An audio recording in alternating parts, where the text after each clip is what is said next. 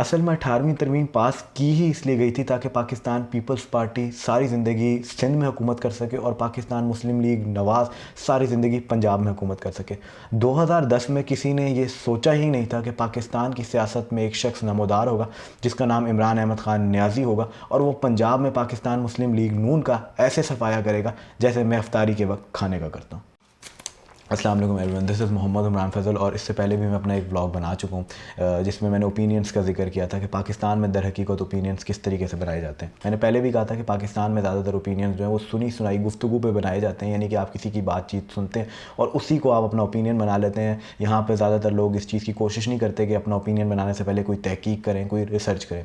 इसी तरीके से मैंने जिक्र किया था एक पाकिस्तान में होते हैं ख़ानदानी ओपिनियंस, यानी कि वो दादा साहब का एक ओपिनियन होता है किसी भी चीज़ के हवाले से, किसी पॉलिटिकल सिनेरियो को लेके हो सकता है, किसी कल्चरल प्रॉब्लम को लेकर हो सकता है। वही ओपिनियन जो है वो ट्रांसफ़र कर देते हैं अपने बेटे में और फिर वो ट्रांसफ़र कर देते हैं अपने बेटे में और इस तरह से वो चलते जाते हैं। जब आप इनमें से किसी से भी सवाल करते हैं कि यार ये अगर आपका ओपिनियन है तो वो क्यों है, आपने इस पर क्या तहकीक की थी या कोई आपके पास इसका एविडेंस मौजूद है, कोई लॉजिकल रीजनिंग है कि आपका ओपिनियन क्यों है, तो आगे से जवाब मिलता है कि नहीं जी नहीं है, बस ये हमारे फोर फादर्स फॉलो करते थे इसलिए हम फॉलो करें। इसी तरीके से अब एक और नए तरह के ओपिनियंस जो है वो पाकिस्तान में आ रहे हैं।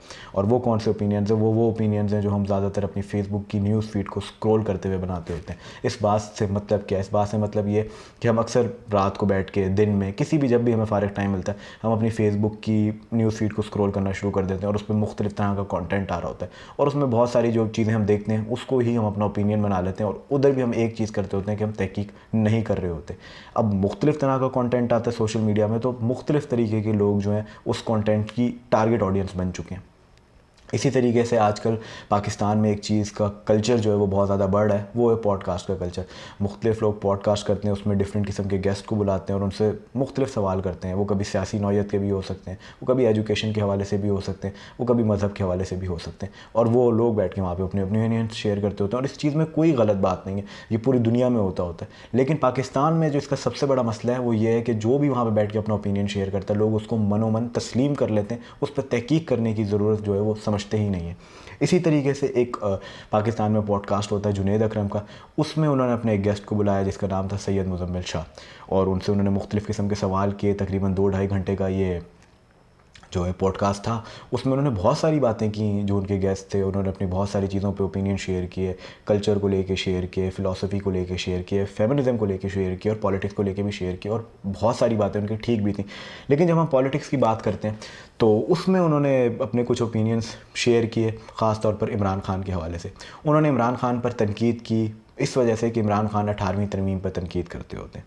अब ज़रा 18वीं तरमीम क्या है इसके ऊपर पहले बात कर लेते हैं। देखिए 18वीं तरमीम जो है वो 1973 के कॉन्स्टिट्यूशन में एक अमेंडमेंट की गई थी। ये 2010 में एक अमेंडमेंट की गई थी जब पाकिस्तान पीपल्स पार्टी जो है वो हुकूमत में थी तब की गई थी और इसमें जो है कुछ इख्तियारात जो थे वो ट्रांसफ़र किए गए थे, यानी कि जो वफाक के पास इख्तियारात थे उसको ट्रांसफ़र कर दिया था सूबों को, यानी कि जो पावर्स थी वो ट्रांसफ़र हुई जिसमें पुलिस और लॉ एंड ऑर्डर की जो सिचुएशन थी वो अब सूबे ने ख़ुद देखनी थी, हेल्थ सिस्टम ने सूबे ने ख़ुद देखना था, एजुकेशन को सूबे ने ख़ुद देखना था, इसी तरीके से इंफ्रास्ट्रक्चर और डेवलपमेंट को भी सूबे ने ख़ुद देखना था और जो भी सूबे के नेचुरल रिसोर्सेज होंगे उस पर जो इख्तियार होगा वो सूबाई हुकूमत का होगा, वफाकी हुकूमत का कोई इख्तियार नहीं होगा। इस किस्म की कुछ चीज़ें 18वीं तरमीम में की गई। एक आज और चीज़ भी कुछ लोगों को फेवर देने के लिए की गई जिसमें यह कहा गया कि एक शख्स जो है वो दो दफ़ा की बजाय 3 दफ़ा भी वज़ीर आज़म बन सकता है और इस 18वीं तरमीम को पास किया पाकिस्तान मुस्लिम लीग नून ने भी और पाकिस्तान पीपल्स पार्टी ने भी। उस वक्त हुकूमत पाकिस्तान पीपल्स पार्टी की थी। अब इसी के ऊपर उन्होंने कहा कि जी इमरान खान बहुत दफ़ा माजी में 18वीं तरमीम पर तनकीद कर चुके हैं, तो उन्होंने इमरान खान को क्रिटिसाइज़ किया इस हवाले से कि वो क्यों 18वीं तरमीम पर तनकीद करते होते हैं। अब 18वीं तरमीम ठीक है या गलत है, ये एक बहुत सब्जेक्टिव डिबेट है। जब आप 18वीं तरमीम की तारीफ़ करते हैं तो आप हाँ ये तो कह सकते हैं कि जी 18वीं तरमीम की वजह से बलूचिस्तान में जो है वो एक इंसर्जेंसी ख़त्म हो गई थी क्योंकि वफाक ने पावर जो है वो सूबे को ट्रांसफ़र कर दी थी। सूबे में इलेक्टेड नुमाइंदे बैठे हुए थे जिसकी वजह से इंसर्जेंसी में खातर खा कमी देखने के लिए मिली थी। लेकिन अगर हम 18वीं तरमीम के नुकसानात की तरफ जाएँ तो उसके नुकसानात भी बहुत ज़्यादा हैं। अब कुछ नुकसानात मैं उसके आपके साथ शेयर करता हूँ। तो सबसे पहले जो मैंने आपको एक बात की वो ये थी कि 18वीं तरमीम में लॉ एंड ऑर्डर जो था वो सूबे को दे दिया गया था। अब हम ज़रा सिंध की बात कर लें तो सिंध में किस किस्म का लॉ एंड ऑर्डर है। 13 साल से वहाँ पे पाकिस्तान पीपल्स पार्टी की हुकूमत है और हर साल गर्मी आने से पहले हम सुनते हैं कि जी सिंध के अंदर जो कच्चे के इलाके में डाकू मौजूद हैं उनके खिलाफ पाकिस्तान पीपल्स पार्टी की हुकूमत यानी कि सिंध पुलिस एक ऑपरेशन करने जा रही है। और हर साल हमें ये सुनने के लिए मिलता है और फिर हमें समझ नहीं आता कि अगले साल वो लोग फिर वहाँ पर कैसे आ जाते हैं। इस हवाले से एक रिपोर्ट लिखी गई और ये रिपोर्ट लिखी SSP रिजवान ने आज से 3 साल पहले 2020 में ये रिपोर्ट उन्होंने लिखी, जिसमें उन्होंने सिंध के कुछ कैबिनेट मेंबर्स का जिक्र किया कि दर हकीकत ये इन डाकुओं को सपोर्ट कर रहे हैं, वरना आप बताइए कि ये कैसे मुमकिन है कि उनके पास वेपनरी भी मौजूद होती है। उनको कभी कभार ये भी पता होता है कि पुलिस किस टाइम रेड मारने वाली है, उनके पास वो वेपनरी होती है जो पुलिस के पास भी मौजूद नहीं है। तो उन्होंने एक्यूज़ किया सिंध के कुछ मिनिस्टर्स को और उसके बाद जो इनका तबादला कर दिया गया। और मैं कोशिश करूंगा कि मैं अपने इस व्लॉग के अंदर उस रिपोर्ट का जो लिंक है वो भी डाल दूं, अपनी स्क्रीन के ऊपर भी उसको दिखाऊं। और उसके बाद डॉन ने ही 27 मई 2021 में एक एडिटोरियल लिखा था, उसका भी लिंक मैं डालूंगा और वो भी अपनी स्क्रीन पे कोशिश करूंगा कि दिखा दूं, जिससे लोगों को समझ आ जाए कि दर हकीकत इस वक्त सिंध में हो क्या रहा है। अब इधर मसला क्या था, इधर 18वीं तरमीम रिस्पॉन्सिबल क्यों है इस पूरी सिचुएशन की, अब ये ज़रा समझते हैं। देखिए 18वीं तरमीम ने जब कह दिया कि जी लॉ एंड ऑर्डर सूबे का मसला होगा, विफाक उसमें मदाखलत नहीं कर सकेगा, लफ्ज़ इस्तेमाल हुआ प्रोविंशियल मैटर का। अब जब विफाक मदाखलत कर नहीं सकता, सूबा खुद इन्वॉल्व है, तो आप खुद समझे ना कि किस तरीके से पूरी की पूरी सिचुएशन सॉल्व होगी। और यही हमें नुकसान यहाँ पे इस वक्त 18वीं तरमीम का नज़र आ रहा है कि 13 साल से आप ऑपरेशन करते हैं उनके खिलाफ और फिर हर सीज़न में दोबारा करते हैं, लेकिन वो फिर वहीं पे मौजूद होते हैं जहाँ पिछले साल आप छोड़ के गए थे। इसके अलावा किसी भी शहर का जो इंफ्रास्ट्रक्चर है, डेवलपमेंट है सूबे की और सूबे के शहरों की भी, वो भी सूबाई हुकूमत का काम होगा। अब ज़रा इस पर आप कराची पे बात कर लें। कराची वो शहर था जो आज से 40 साल पहले एक मॉडल सिटी बन चुका था, लोग उसको बाहर से देखने आते थे और चेक करते थे कि किस तरीके का एक मॉडल है। कुछ चाइनीज़ इंजीनियर बाहर से आते थे और वो चेक करते थे कि कराची का जो शहर है वो किस किस्म का मॉडल है। आज कराची के क्या हालात हैं हमें आए दिन देखने के लिए मिलता है कि एक बारिश होती है और पूरा का पूरा कराची डूब जाता है, नालों में से पानी नहीं निकाला जाता, वहाँ पे रोडें टूटी हुई हैं, वहाँ पे आप जहाँ पे भी जाते हैं बदबू होती है, बिल्डिंग्स सही नहीं है, पूरा का पूरा इंफ्रास्ट्रक्चर कराची का तबाह बर्बाद हो चुका है।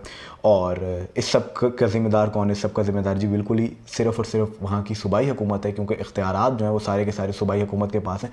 और इंफ्रास्ट्रक्चर की जब हम बात करते हैं तो वहाँ पर बड़ा वाज़ेह तौर पर लिखा हुआ है कि हर तरह की पॉलिसी जो है वो सूबाई हुकूमत बनाएगी, सिर्फ़ और सिर्फ विफाक का काम ये होगा कि वो उसको फ़ंड ट्रांसफ़र कर सकें। और यही हम कई सालों से कराची में देखते आ रहे हैं। और यहाँ तक हमने हमारे जो एक वेरी एजुकेटेड फॉरेन मिनिस्टर है, उन्होंने ये लॉजिक भी आपके सामने रख दी कि जब बारिश आती है तो पानी आता है और जब ज़्यादा बारिश आती है तो ज़्यादा पानी आता है, और जो कराची में सब कुछ होता है तो फिर वो बिल्कुल ठीक है, क्योंकि वो बारिश की वजह से हो रहा है, इस वजह से ही कराची का इंफ्रास्ट्रक्चर भी ख़राब है।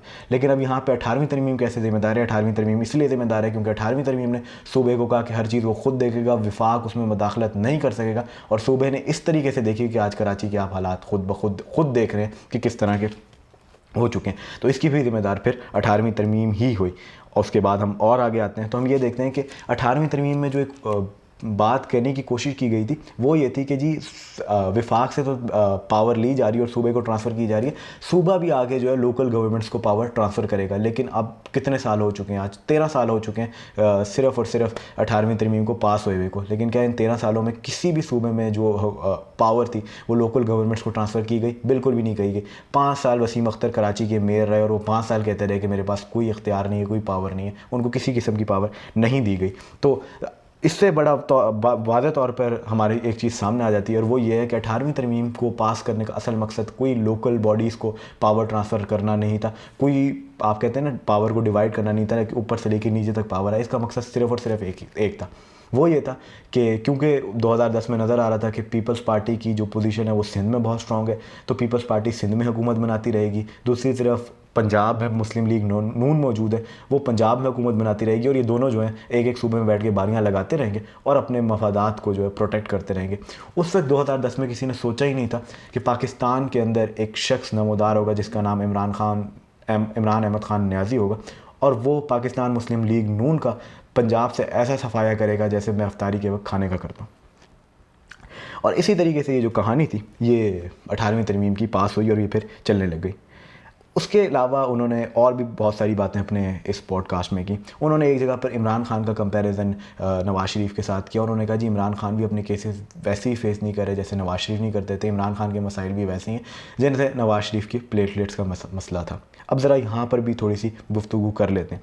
इस वक्त इमरान खान के ऊपर 143 के करीब मुकदमात हैं, और मैं उनके मुकदमात की जो नौइयत है वो आपको पहले बता चुका हूँ कि किस किस्म के मुकदमात हैं। कई मुकदमात दहशतगर्दी के हैं, 60 से 70 मुकदमात इमरान खान पे दहशतगर्दी के हैं। कई मुकदमात इमरान खान पर दफ़ा 144 की खिलाफ वर्जी करने के। कई मुकदमात इमरान खान पर ये हैं कि अटैम्प्ट टू मर्डर के मुकदमात हैं, और एक तो 302 का पर्चा उनके ऊपर ज़िले शाखा भी हुआ है। इस किस्म के मुकदमात इमरान खान के ऊपर हैं। और ये नहीं है कि इमरान खान इन पेशियों पर जाते नहीं होते। एक दिन में इमरान खान पे 6 पेशियाँ होती हैं, यानी कि 6 जगहों पे उनको बुलाया गया होता है, 6 कोर्ट्स में उनको बुलाया गया होता है। वो 4 में जाते हैं और 2 में जब नहीं जा पाते तो ये ओपिनियन बनाने की कोशिश की जाती है कि जी वो तो कोर्ट्स का सामना ही नहीं कर रहे। ये वही इमरान खान है जिसमें नवंबर के अंदर एक कातलाना हमला हुआ और वो बहुत, उनको खुदा ने बचा लिया, वरना कसर कोई नहीं छोड़ी गई थी उनको जान से मारने के लिए, लेकिन फिर भी वो मुल्क छोड़ के नहीं गए। और उनका कंपैरिजन किस शख्स के साथ किया जा रहा है? उनका कंपैरिजन एक ऐसे शख्स के साथ किया जा रहा है जो 3.5 साल से इस मुल्क में मौजूद नहीं है, जो ये कह गया था कि मैं सिर्फ़ और सिर्फ इलाज करवाने जा रहा हूँ, मैं वापसी आ जाऊँगा, जिसके ऊपर FIA के केसेस हैं, जिसके ऊपर मनी लॉन्ड्रिंग के केसेस हैं, जिसके ऊपर नैब के केसेस हैं, जिसके ऊपर सिर्फ़ और सिर्फ करप्शन के केसेस हैं। उसका मुकाबला आप इमरान खान के साथ करते हैं और कहते हैं जी इमरान खान और वो दोनों एक बराबर हैं। वो प्लेटलेट्स की एग्जाम्पल देते थे तो ये कहते हैं जी मेरी जान को ख़तरा है। तो आप खुद सोचिए कि आप किस किस्म का कंपैरिजन कर रहे हैं और किस किस्म का ओपिनियन आप लोगों का वहाँ पे बनाने की कोशिश कर रहे हैं। उसके अलावा एक और यहाँ पे बात की गई, और वो ये थी कि इमरान खान को तो इस्टेब्लिशमेंट लाई थी, और ये चीज़ बार बार जो है हमें सुनने के लिए मिलती होती है कि इमरान खान को इस्टेब्लिशमेंट लाई थी। ये सिर्फ पॉडकास्ट में नहीं बात की गई, ये आपको हर जगह मुख्तलिफ सहाफ़ी भी ये कहानी सुनाने के लिए तैयार हैं कि जी इमरान खान को इस्टेब्लिशमेंट लाई थी। फिर वो 2018 के इलेक्शंस का जिक्र करते हैं, या 2011 से लेकर 2018 के जो भी मुल्क में वाक़यात हुए उनका जिक्र करते हैं। लेकिन क्या इमरान खान की जो सियासत है वो 2011 से स्टार्ट हुई थी, या पाकिस्तान तहरीक-ए-इंसाफ़ की सियासत 2011 से स्टार्ट हुई थी? इसका जवाब हरगिज़ नहीं है, क्योंकि पाकिस्तान तहरीक-ए-इंसाफ़ की सियासत और इमरान खान की सियासत का आगाज़ 1996 में होता है, और 1996 से लेकर 2011 तक का जो एक पीरियड है इसके ऊपर आपको कोई भी बात करते हुए नज़र नहीं आता। लेकिन इसमें इमरान खान ने बहुत सारी ऐसी चीज़ें की जो एक एंटी एस्टेब्लिशमेंट थी। मिसाल के तौर पर जनरल परवेज़ मुशर्रफ की हुकूमत थी, और आजकल जो लोग कहते होते हैं कि जी हम आइन के मुहाफ़िज़ हैं, हम जमहूरियत के मुहाफ़िज़ हैं, ये लोग मुल्क छोड़ के जा चुके थे। तो एक ही शख्स आपको हर वक्त जनरल परवेज़ मुशर्रफ पे तनकीद करता नज़र आता था, या उनकी हुकूमत की पॉलिसीज़ पे तनकीद करता नज़र आता था, वो था इमरान अहमद ख़ान न्याज़ी। और उसके लिए भी मैं कोशिश करूँगा कि अपने जो व्लॉग की डिस्क्रिप्शन में 2-3 ऐसी यूट्यूब की वीडियोस डाल दूँ। यूट्यूब की वीडियोस से मुराद मेरा यहाँ पे कैपिटल टॉक के कुछ प्रोग्राम्स हैं जहाँ पे वो इस किस्म की बातें करते हुए नज़र आ रहे थे। उसके बाद 2007 का साल आता है और लॉयर्स मूवमेंट का आगाज़ होता है। लॉयर्स मूवमेंट का आगाज़ परवेज़ मुशर्रफ साहब के ख़िलाफ़ एक मूवमेंट थी, वो थी, और वो इसलिए थी क्योंकि जो चौधरी इफ्तिखार चौधरी थे, जो उस वक्त के चीफ़ जस्टिस ऑफ पाकिस्तान थे, उनकी छुट्टी कर दी थी परवेज़ मुशर्रफ साहब ने। इसी वजह से एक movement as a protest start की गई थी। इस मूवमेंट में इमरान खान ने बढ़ चढ़ कर हिस्सा लिया और ये बताया कि वो परवेज़ मुशर्रफ के ख़िलाफ़ खड़े हुए हैं। उसके बाद 3 नवंबर 2007 को जनरल परवेज़ मुशर्रफ ने जब पाकिस्तान के अंदर इमरजेंसी नाफिज कर दी तो इमरान खान ने इसके ख़िलाफ़ भी बहुत प्रोटेस्ट की, और फिर 14 नवंबर 2007 को इमरान खान को इसी वजह से अरेस्ट कर लिया गया था। और इसकी भी मैं तस्वीर कोशिश करूँगा कि लाजमी लगाऊँ जहाँ पे ये ख़बर नज़र आएगी आपको। इमरान खान को अरेस्ट कर लिया गया। उसके अलावा ज़मान पार्क में रेड्स हुई। आज तो आप देखते हैं ना हज़ारों की तादाद में लोग ज़मान पार्क में आ जाते हैं इमरान खान को प्रोटेक्ट करने के लिए। ये वो टाइम था जब कोई भी इमरान खान को प्रोटेक्ट करने नहीं आता था, और जब ज़मान पार्क में एक रेड हुई तो इमरान खान को अपने घर की पीछे वाली दीवार फलांग के भागना पड़ा। लेकिन वो जो तमाम तर चीज़ें कर रहे थे वो सारी की सारी वो थी जो इस्टेब्लिशमेंट के ख़िलाफ़ थी, और वो इमरान खान कर रहे थे। तो अब कहने का मकसद ये है कि 2018 में इमरान खान का जब इक़्तिदार में आए तो उसमें हाँ हो सकता है कहीं 5-10% इस्टेब्लिशमेंट को सपोर्ट कर रही हो, लेकिन पीछे 90% इमरान खान का एक स्ट्रगल था जो 1996 में स्टार्ट होता है और 2018 तक जारी और सारी रहता है। उसी वजह से वो जो है 2018 में इक़्तिदार में आते हैं। यहाँ पे एक और बात भी की गई कि जी प्राइम मिनिस्टर तो इमरान खान को फ़ौज ने बनाया था, और ये उन्होंने भी बात की। इससे पहले आपको बहुत सारे और लोग भी ये बात करते हुए नज़र आते हैं। तो अगर इमरान खान ने फ़ौज की मदद से प्राइम मिनिस्टर बनना होता तो ज़रा तारीख़ उठा के दोबारा पढ़ें, तारीख़ पे ज़रा ज़ोर की नज़र डालें। ज़ोर से मुराद ये कि तो थोड़ी पुरानी तारीख़ भी पढ़ें। तो 2004 में जब ज़फ़रुल्लाह जमाली की छुट्टी की थी परवेज़ मुशर्रफ साहब ने, तो उन्होंने इमरान खान को प्राइम मिनिस्टरशिप जो है वो ऑफ़र की थी, और इमरान खान ने रिजेक्ट कर दी थी ये कह के कि मैं इस किस्म का प्राइम मिनिस्टर बनना ही नहीं चाहता जिसके पास कोई इख्तियारात ना हो। बहरहाल, अब इस व्लॉग का असल में मकसद क्या था? इस व्लॉग का मकसद ये था कि पहले तो इन जो 6-7 पॉइंट्स उन्होंने अपनी पॉडकास्ट में बोले उसके ऊपर बात कर लें। उन्होंने बहुत सारी बातें की और मैं ये नहीं कह रहा मैं उनकी सारी बातों से डिसएग्री हूँ, लेकिन कुछ ऐसी बातें थी जिस पे मुझे लगा कि मुझे बात करनी चाहिए। ये तो वो तमाम तर चीज़ें थी। और दूसरा इस व्लॉग का मकसद ये था कि आप सबसे गुजारिश है कि अपने जो ओपिनियन हैं वो बिल्कुल भी मेरी बात सुनने की ज़रूरत नहीं है। मैंने जो बातें की हैं इन पर तहकीक करें और देखें कि ये बातें सच्ची हैं भी सही या नहीं है, और फिर कंपेयर करें कि जो उन्होंने बातें की हैं क्या उसके साथ उनकी बात ज़्यादा ठीक थी या मेरी बात ज़्यादा ठीक थी। मकसद सिर्फ एक और सिर्फ एक है कि तहकीक खुद कीजिए। बहरहाल, ये वो तमाम तर चीज़ें थी जो मैं आज आपके साथ शेयर करना चाहता था। मज़ीद डेवलपमेंट के साथ दोबारा हाजिर होंगे, तब तक के लिए इजाज़त दीजिए। अल्लाह हाफ़िज़।